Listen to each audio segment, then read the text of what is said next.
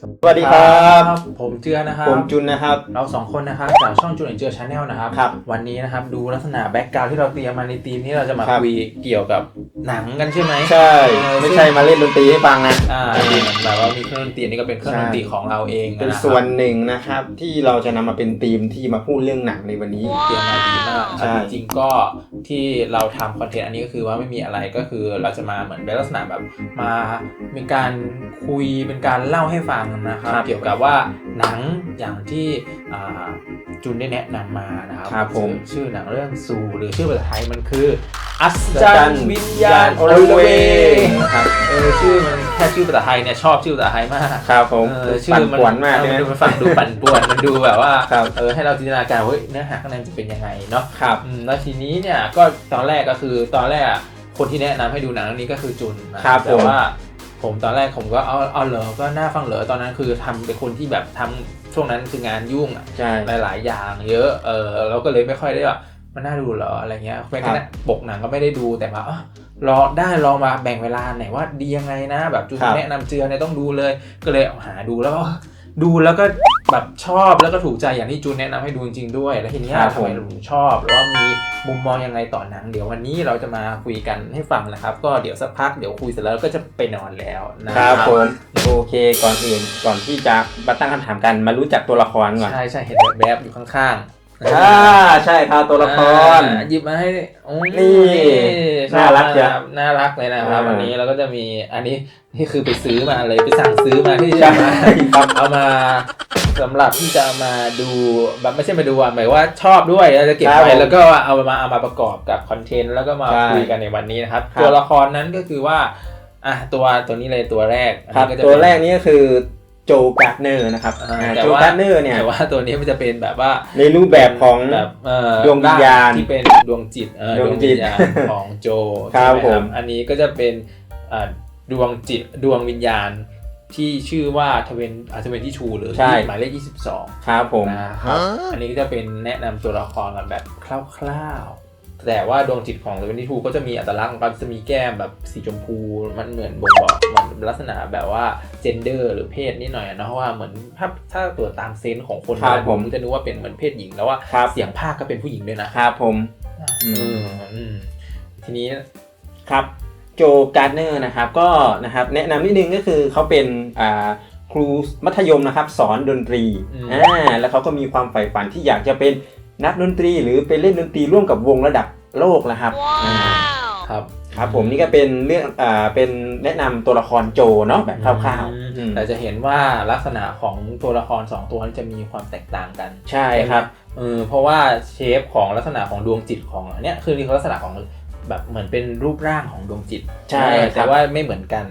สงสัยไหมว่าทำไมไม่เหมือนกันเพราะในหนังก็ไม่ได้บอกว่าทำไมถึงมีรูปร่างที่ไม่เหมือนแต่ผมก็สงสัยใช่ไหมแต่ผมก็มีไอเดียหนึ่งคือแบบพยายามคิดมาก่อนแล้วที่จะมาคุยก็คือว่าทุกคนสงสัยไหมครับว่าทำไมดวงจิตมันถึงแตกต่างกันเดี๋ยวจะบอกจะไม่รู้ว่าจะถือเป็นการสปอยหรือเปล่านะแต่นี่จะเป็นมุมมองของผมก็คือว่าลักษณะของดวงจิตของโจเนี่ยจะมีแขนมีขามีเท้าแล้วก็มีลักษณะแบบว่ามีหมวกมีแผ่นอันนี้ก็คืองงเหมือนกันว่ามาได้ยังไงดวงจิตเนี่ยแต่ว่ามันเหมือนกับเป็นลักษณะดวงจิตที่มันมีร่างมาเพราะในเนื้อเรื่องจะมีหลายๆดวงวิญญาณที่เป็นดวงจิตที่แบบว่ามีร่างมาแล้วว่าดวงจิตมาอยู่ในโลกมิติของดวงจิตแล้วทีเนี้ยของคาแรคเตอร์ของตัวละครหมายเลข22เนี่ยคือเหมือนกับเป็นดวงจิตที่เขาเรียกว่าเหมือนใน The Great Before คือดินแดนก่อนเกิดเขาเรียกว่า The Great Before ทีเนี้ยดวงจิตที่ยังแบบว่าก่อนเกิดคือยังไม่มีร่างยังไม่ได้ไปเกิดไงใช่ไหมแต่เหตุเราจะบอกท่านผู้ชมไหมว่าเหตุที่โจดวงจิตของโจมีลักษณะโจต้องมาอยู่ในสถานที่แบบเป็นดวงจิตเนี่ยเพราะอะไรไม่บอกแล้วต้องไปดูกันเองนะครับผมหาชมกันนะครับก็ไหนๆก็ไหนๆแล้วก็เดี๋ยวเข้าเรื่องเลยว่าวันนี้หลังจากที่เรา2คนดูมาแล้วนะชอบใช่ไหมครับชอบนะเราก็จะมาคุยกันว่าประเด็นที่เรามุมมองที่เรามีต่อหนังเป็นยังไงเหรอรู้สึกยังไงเนี่ยแต่เราจะมาแบบบอกกันเลยเนี่ยก็คงจะแบบว่ามันก็คงไม่แบบว่า reality นิดนึงเดี๋ยวก็เลยเรา2คนก็เลยคุยกันว่า เดี๋ยวลองแบบมีมุมมองหรือมีคำถามอะไรที่อยากจะสอบถามความคิดเห็นของอีกฝ่ายของแต่ละคนมาคุยกันเนี่ยเราก็ได้ไปเตรียมคำถามกันมานะครับโดยที่ผมก็จะเตรียมมา3คำถามนะครับส่วนจุนก็เตรียมมา3คำถามนะครับโดยที่เราจะถามกันนะครับโดยที่แต่ละคนก็จะตอบคำถามตัวเองออกมามุมมองตัวเองออกมาด้วยแล้วอีกคนก็จะตอบด้วยโดยที่จะไม่เคยได้มาแชร์หรือว่าแบบว่าไม่มีเขาเรียกว่าไงอ่ะไม่มีสคริปต์นะครับว่าคำถามนี้ไปอ่านกันมาก่อนก็ตอนนี้ก็ไม่รู้ว่าจุนเตรียมคำถามอะไรมาแล้วผมคำถามของผมเนี่ยจุนก็ไม่รู้เหมือนกันนะครับโอเคเดี๋ยวเราใครจะถามก่อนเดี๋ยวผมถามก่อนแล้วกันโอเคครับเดี๋ยวเขาว่างน้องถือไว้ก็ได้ถือไว้แต่ว่าผมน่ะคือไม่ได้ท่องคำถามมา แต่ว่าจดไว้แล้วผมก็จะมาเปิดดูกันนะครับคำถามนะครับสำหรับผมข้อแรกคำถามครับเดี๋ยวฟังดีๆนะครับครับผมเดี๋ยวถ้าเกิดฟังไม่ดีเดี๋ยวอาจจะแบบสับสนได้แต่ไม่เป็นไรซ้ำได้นะครับคำถามข้อแรกนะครับจากการที่พิกซ่านำเสนอออกมาว่าการที่เราหมกมุ่นกับอะไรจิตเราจะไปอยู่อีกมิติหนึ่งไม่ใช่โลกจากทฤษฎีนี้คิดว่าในชีวิตประจำวันของเรามีอะไรบ้างที่อาจจะเข้าข่ายนี้และคิดว่าดีหรือไม่ดีอย่างไรครับครับผมเป็นคำถามที่ดีมากเนาะซึ่งในตอนที่ดูตอนนั้นเนี่ยก็ไม่ได้จับใจความของสิ่งที่หนังนำเสนอตรงนี้สักเท่าไหร่แต่เท่าที่ทราบเนี่ยคือถ้าเกิดเป็นผมนะในณจุดนั้นเนี่ยสิ่งที่จะดึงสมาธิในให้ไปอยู่ในเขาเรียกว่าไงนะโลกส่วนตัวใช่ไหมณปัจจุบันเนี่ยในชีวิตประจำวันของเราเนี่ยคิดว่าในชีวิตของในคือเราไม่ใช่โจไงหรือว่าเราไม่ใช่22ไงแต่ว่าในตัวเราอ่ะจุนคิดว่าอะไรในชีวิตประจำวันน่ะที่มันเข้าข่ายที่แบบว่าเหมือนว่าจิตมันไปหมกมุ่นเท่าที่ดูของผมก็คือจะเป็นในเรื่องของงานนะครับงานที่ทำไม่ว่า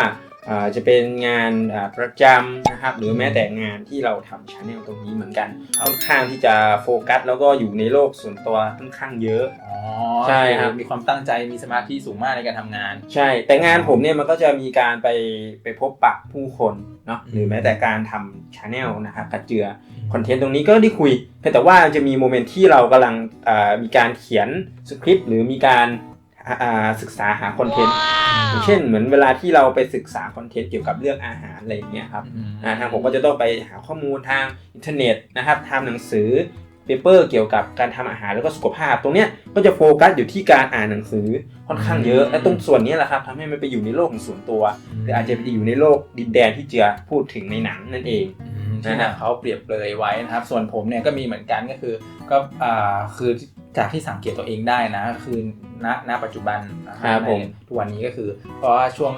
ตั้งแต่ทำ YouTube มานะครับก็แบบจะมีการตัดต่อเงี้ยแล้วผมมีช่องเจือจอเงี้ยแล้วแบบว่ามันก็ต้องเป็นการตัดต่อมันไม่ได้มีแค่วิดีโอแล้วก็ตัดมันจะต้องมีเรื่องของซาวด์เรื่องของเสียงมิวสิกต่างๆที่จะมาทำให้คอนเทนต์มันเข้ากันมันแมทช์กันมันน่าสนใจมันดึงจิตวิญญาณของคอนเทนต์ออกมาได้ดีเห็นไหมเหมือนว่าตอนที่ผมตัดงานนะหรือว่าการเลือกอะไรจดจ่อเหมือนว่าชีวิตตอนนั้นตอนนั้นที่เราใช้เวลาไปกับมันคือชีวิตเราหลุดไปตรงนั้นแล้วก็เริ่มคล้ายๆกับการหมกมุ่นณจุดหนึ่งแต่มันจะเป็นการหมกมุ่นที่มันแบบว่าช่วงระยะเวลาสั้นๆแต่เรายังได้ใช้ชีวิตอยู่อันนี้คือมุมที่ผมมองว่ามันก็ไม่มันยังไม่มันยังอยู่ในจุดที่เป็นข้อดีที่เรามีอยู่คือแต่ว่ามันอาจจะแบบช่วงที่เราทำเยอะๆมันอาจจะกลายเป็นหมกมุ่นจนเราไม่ได้ใช้ชีวิตไปใช่ก็จะเป็นเหมือนวิญญาณหลงทางดูดีกว่าพูดไม่ควรเกือบดูแล้วจะสปอยโอเคครับต่อไปผ่านไปแล้วคำถามแรกของผมนะครับต่อไปเราจะมาสลับคำถามของจุนกันครับครับผมคำถามที่ผมอยากจะถามเจือนะก็คือถ้าสมมุติว่าเจือไปอยู่ในดินแดนนครก่อนเกิดสมมติเป็นดวงจิตที่เกิดใหม่ถ้าเข้าไปในหอสรรพสิ่งเนี่ยมันจะมี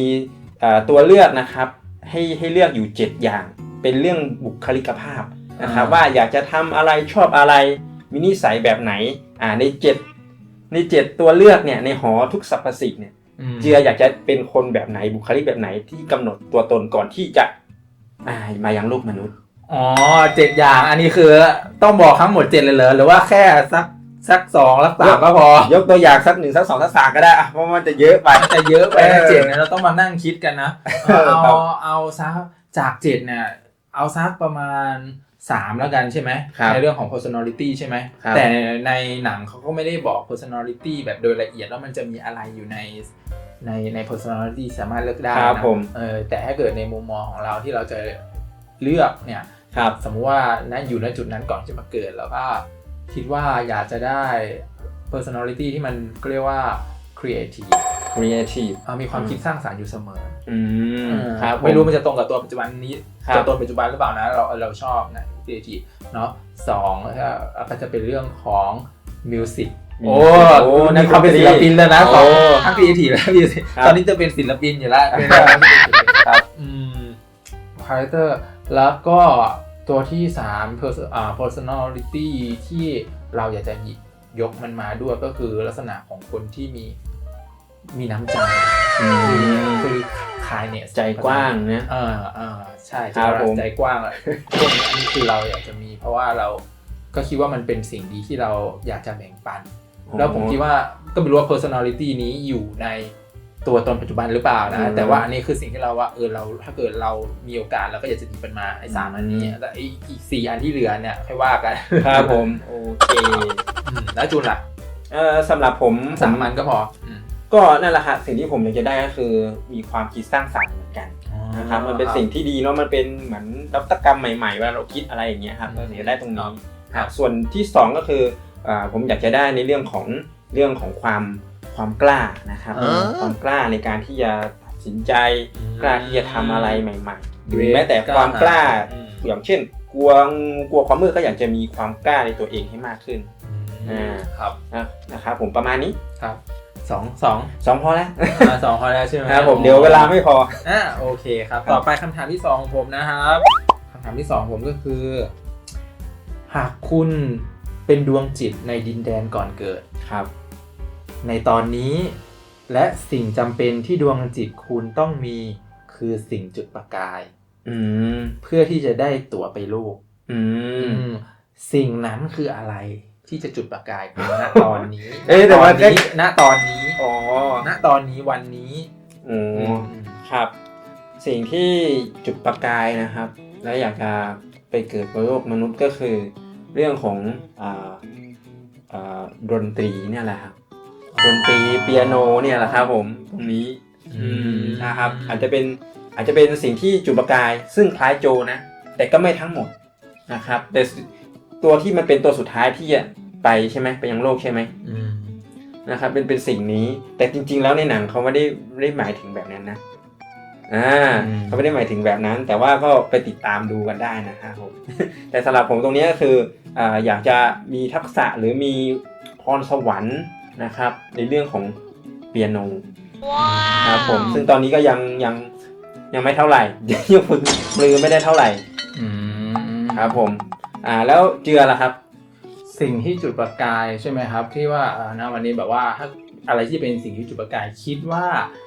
จะเป็นลักษณะแบบการได้ไปเขาเรียกว่าเหมือนท่องเที่ยวได้ไปใช้เวลาให้เกิดความสุขกับคนที่เรารักนี่คือจุดหนึ่งที่ผมมองว่าเป็นสิ่งที่จุดประกายเหมือนกับว่าคือเป็นอะไรที่เรียบง่ายคือไม่ต้องเที่ยวแบบหรูหราไม่ต้องใช้เงินแต่ว่าเราแค่เหมือนแบบเขาเรียกว่าไงไปเดินข้างทางริมถนนเฉยๆหรือว่าแบบเดินแบบช้อปปิ้งอะไรอย่างเงี้ยหาอะไรซื้อทานอะไรเงี้ยแบบว่าอยากกินอะไรก็ได้กินอะไรเงี้ยอยากคิดอยากพูดอยากแชร์ความคิดเห็นอะไรก็แบบว่าแต่ว่าเราก็มีความสุขกับเขาเรียกว่าไงในการที่จะแชร์หรือแบ่งปันหรือใช้ชีวิตไปกับคนที่เรารักอาจจะอยู่ในมุมไหนก็ได้แต่ว่าเป็นคนที่เรารักเนี้ยมันก็เหมือนกับว่าเราได้มันเหมือนว่าเราได้ในชีวิตประจำวันที่มันมีความสุขแล้วก็แบบกับคนที่เรารักกันเนาะนั่นนะครับประมาณนี้โอเคต่อไปคำถามที่2ของคุณครับคำถามที่2ของผมนะครับคำถามที่2ผมที่จะถามเจ๊ก็คือในหนังเรื่องนี้ครับมันจะมีหลายตัวละครมากอยากจะถามเจ๊ว่าในตัวละครในหนังเรื่องนี้มีประโยคไหนที่ตัวละครใดก็ได้ในเรื่องนี้พูดออกมาแล้วทัชใจเจ๊มากที่สุดโดนใจจนแบบจำประโยคนั้นมาจนถึงณตอนนี้โดนใจและจำประโยคนั้นมาอันนี้มันจะเหมือนเป็นการสปอยหรือเปล่าก็ไม่รู้นะนิดนึงอันนี้แต่มันจะมีประโยคที่แบบว่าเขาเรียกว่า โจยืนอยู่ข้างหน้าแบบว่าร้านไม่ใช่ร้านสิเหมือนกับว่าเป็นคลับเป็นคลับที่เขาแบบโชว์ดนตรีเนาะก็เขาดนตรีแจ๊สเนาะแล้วก็คุยกับคนที่เป็นเจ้าของวงคนหนึ่งนะแล้วทีนี้เขาก็แบบว่าเหมือนกับว่าหลังจากที่เขาเรียกว่าไงได้แบบว่าได้แสดงผลงานในการทางด้านดนตรีแจ๊สในวงแล้วเนี่ยในผับในผับใช่ไหมในคลับนั้นในคลับนั้นนะครับก็เหมือนกับว่าเขาก็บอกมาว่าเหมือนกับว่าเขาไม่ได้หลังจากที่แสดงแบบมันเป็นฝันของเขาไงสปอยเลยเนาะไม่เป็นไรเนาะเดี๋ยวไปดูต่ออีกเนาะแล้วก็แบบว่าเขาแบบว่าเหมือนกับว่าได้ทำมันแล้วไงแต่พอหลังจากนั้นเขาก็รู้สึกว่าก็ไม่ได้รู้สึกว่าแล้วไงต่อเหมือนกับว่ามันก็อาจจะไม่ได้ดูเหมือนพิเศษหรือแตกต่างอะไรไปจากวันอื่นๆก่อนหน้านี้สักเท่าไหร่อะไรแบบนี้แต่ว่าเป็นประโยคคำพูดของนักดนตรีที่ใช่ไหมที่ชื่อโดโรเทียหรือว่าโดโรธีจำไม่ได้ ครับก็ประมาณนั้นแต่ว่าประเด็นที่ผมมองคือมันทำให้เราคิดได้ว่าความเป็นจริงคือเป้าหมายที่เราแบบวางไว้อะไรจริงๆแบบว่าบางทีอาจจะดูแบบว่า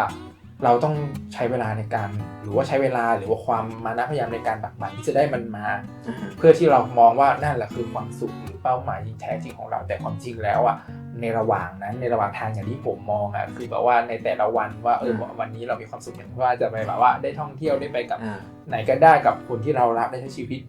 วันละเล็กละน้อยได้มีกันเนี่ยมันก็แฮปปี้แล้วอะไรแบบนี้คือมันก็เลยแบบ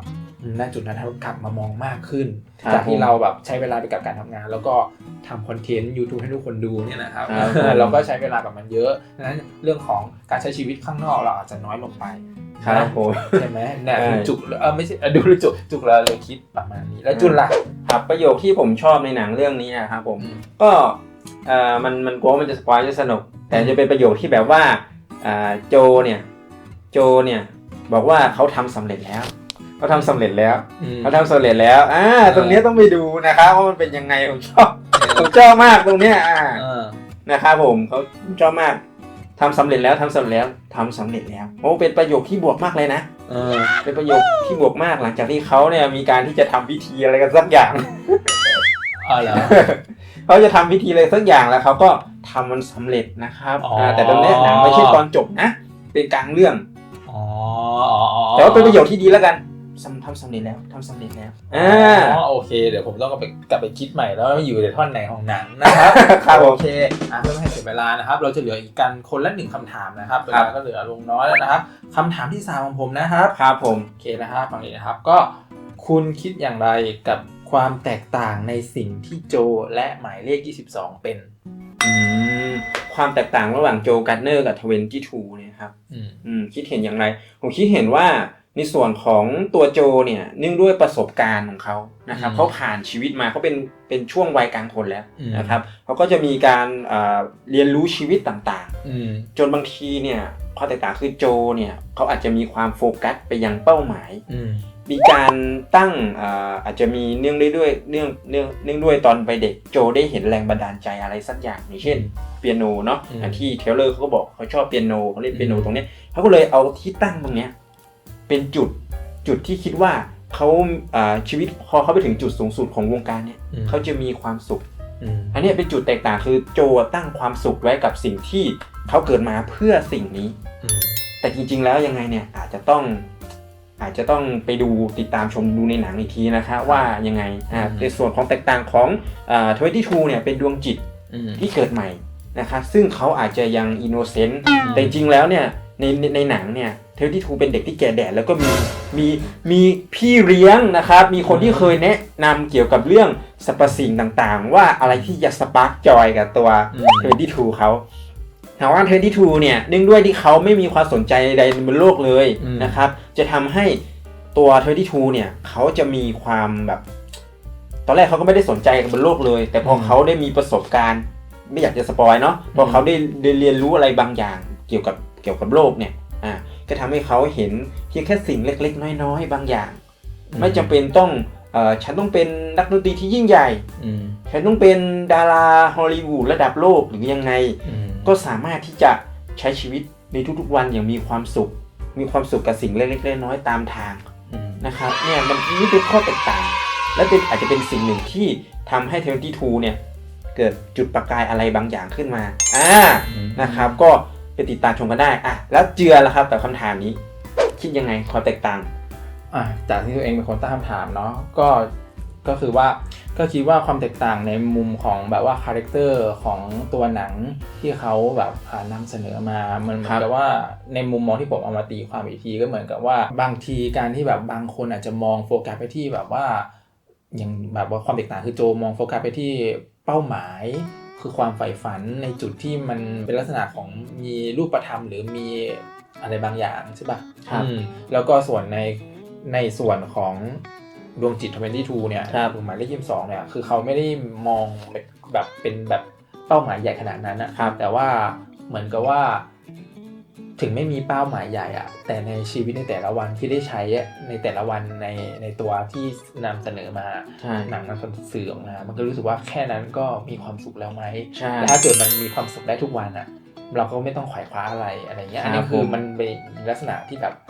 ทำให้มองเห็นเนี่ยทั้งสองตัวละครครับผมโอเคทุกคนก็สามารถนำไปคิดต่อได้นะครับครับผมมาถึงคำถามสุดท้ายคำถามสุดท้ายที่จะถามเจือนะครับก็คือว่าหลังจากดูหนังเรื่องนี้จบเนี่ยครับซูเนี่ยเจือได้อะไรจากหนังเรื่องนี้ได้อะไรจากหนังเรื่องนี้โอ้เมื่อกี้ก็ตอบไปเยอะเลยนะในคำถามนะแต่ว่าโดยหลักๆที่ว่าโดยส่วนตัวคิดว่าพอดูแล้วคิดว่าหลังจากนี้คือหลังจากดูหนังเราก็จะเหมือนกับว่าทำให้ชีวิตตัวเองมันมีเขาเรียกว่าเหมือนเปลี่ยนแปลงไลฟ์บาลานซ์มากขึ้นถ้ามองการทำคอนเทนต์ YouTube เพราะว่าเราทำทุกอย่างเองหมดเราไม่ได้มีการจ่ายงานไปตัดต่ออะไรข้างนอกหรือว่าจ้างใครมาถ่ายนะครับเนี่ยเราก็ทำงานกันเองแล้วก็คือเรามีทำงานประจำด้วยเนาะมันก็จะเป็นถ้าเกิดถือว่าเป็นงานหนึ่งที่เราทำกันอยู่เนี่ยมันก็จะมีส่วนที่เราต้องออกไปใช้ชีวิตข้างนอกเนี่ยมันก็จะน้อยลงเนี่ยเราก็จะพยายามจะปรับในการใช้เวลากับชีวิตมากขึ้นดังนั้นคอนเทนต์ที่เราอาจจะลงแบบอัดกันเยอะเราอาจจะเบามันลงไปหรือเราอาจจะต้องให้คนอื่นเข้ามาช่วยไหมอะไรเงี้ยอาจจะดูกันต่อไปโดยที่เราจะได้ใช้ชีวิตของเรามากขึ้นแค่นี้แหละครับครับผมครับในส่วนของผมเนี่ยหลังจากที่ได้ชมหนังเรื่องนี้แล้วเนี่ยมันก็ได้อะไรหลายๆอย่างมากเลยแต่ที่เด่นๆก็คือว่าในเรื่องที่คำถามที่เจือถามมาแหละความแตกต่างระหว่าง2ตัวละครนะครับมันก็ทำให้เกิดความคิดว่ามีความฝันหรือความสุขของแต่ละคนเนี่ยครับมันไม่เหมือนกันนะครับถึงแม้ว่าสมมุติว่า22เขาอาจจะไม่ได้มีเป้าหมายใหญ่ไม่ได้มีความฝันหรือเป้าหมายในชีวิตนะครับแต่เขาเนี่ยก็มีความสุขกับมันได้เพียงเล็กน้อยเขาสามารถที่จะมีความสุขในหลายๆอย่างไม่เพียงแต่โจที่เขาจะมีความสุขกับเป้าหมายของเขาสิ่งที่เขาเป็นเพียงแค่อย่างเดียวเลยนะซึ่งโจเนี่ยอาจจะแทบจะหลงลืมสิ่งรอบตัวไปเลยในระหว่างที่เขากำลังมุ่งมั่นไปถึงเป้าหมายที่คิดว่าจะทำให้เขามีความสุขเมื่อมันไปถึงนะครับแต่ของ22เนี่ยเขาเนี่ยไม่ได้มีการตั้งเป้าหมายใดเขาก็เรียนรู้จากสิ่งรอบตัวต่างๆที่เขาเห็นสิ่งนู้นสิ่งนี้เขาก็เกิดความชอบความสุขขึ้นมาหลายๆอย่างจากในหนังจะมีหลายอย่างมากเลยนะครับที่โจคิดได้ในตอนนั้นก็คือโจเนี่ยปัดโน้ตออกแล้วก็เอาของที่22เรียนรู้จากบนโลกเนี่ยมาวางบนเปียโนเขาแล้วก็เล่นเพลงเกิดสมาธิขึ้นมานั่นแหละทำให้โจเริ่มซึมซับแล้วได้รู้ถึงประสบการณ์ของ22ได้เข้าใจ22มากขึ้นอันที่22นะครับนี่คือความแตกต่างหมายความว่าที่อยากจะบอกก็คือว่าเราไม่สามารถที่จะไม่ควรที่จะไปดูถูกความสุขหรือว่าการใช้ชีวิตของแต่ละคนได้นะครับเพราะว่าเขาจะมีความสุขกับสิ่งแบบนั้นนะครับต้องเข้าใจในความแตกต่างว่าไม่เหมือนกันครับโอเคครับผมวันนี้ก็ได้อะไรกันเยอะมากทีเดียวคุยกันเยอะแล้วมุมมองของแต่ละคนนะครับที่มีต่อหนังเรื่องนี้นะครับอัศจรรย์วิญญาณอลเวงจากพิซซ่าดิสนีย์นะครับก็โอเคครับสำหรับใครที่มีความคิดเห็นยังไงนะครับก็สามารถจะคอมเมนต์ลงไปข้างล่างได้มาคุยกับเรานะครับว่าใครที่ยังไม่ได้ดูก็ไปดูแล้วมาคุยกับเราได้นะครับโอเคครับวันนี้เรา2คนคงจะต้องลาทุกคนไปก่อนแล้วนะครับโอเคครับมีเสียงนาฬิกาสัญญาณเตือนมาแล้วนะครับอย่าลืมกดไลค์กดแชร์กด Subscribe ให้ช่องเรานะครับโอเคครับสวัสดีครับ